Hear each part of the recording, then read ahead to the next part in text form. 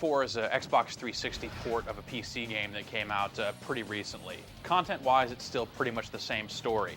You play as a space marine named Matthew Kane. You're going to the alien planet of Stragos to try and kind of take things back for the human race. Your space marines crash land on the planet, wiping out the majority of your squad. You're left for dead in the muck, but you've got to pick yourself up out of that and get about the task at hand.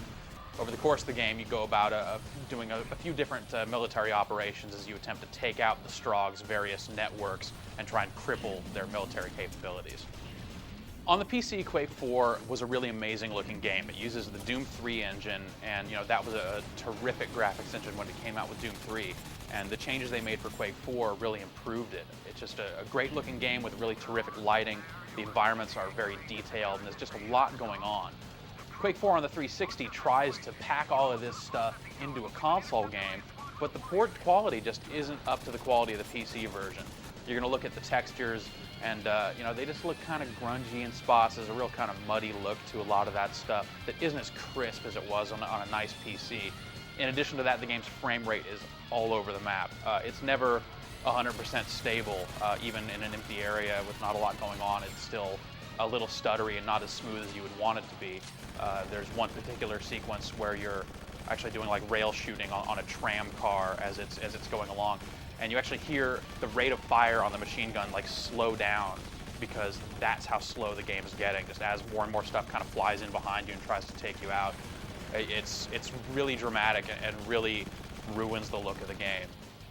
In addition to the lengthy single-player campaign, there's also multiplayer for up to 8 players, and it's a pretty fast-moving mode. Pretty standard modes in there: deathmatch, team deathmatch, that sort of stuff. It's actually patterned after Quake 3, so you hear a lot of the same sound effects, and the announcer sounds almost identical to the Quake 3 announcer. You probably won't even notice the difference. And there are also some maps from previous Quake games in there as well. So if you want to get online, there's fun to be had there, but not to harp on it, but the graphics, frame rate's pretty bad, multiplayer as well. If you're out there trying to choose between which version of the game you want to get, it kind of does come down to your PC's specs. If you have a high-end PC, definitely the PC version is going to look a whole lot better, it's going to perform a whole lot better, and it has 16-player multiplayer instead of just 8. But if your PC is not up to snuff, the Xbox 360 version is probably going to run a little bit better.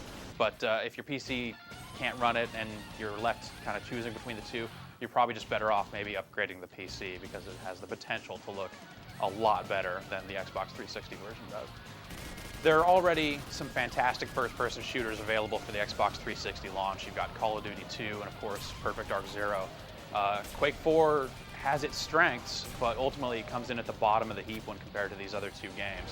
There's some fun to be had here, and it's probably worth a rental. Maybe check it out. But compared to those other two games, yeah, probably not worth too much of your time.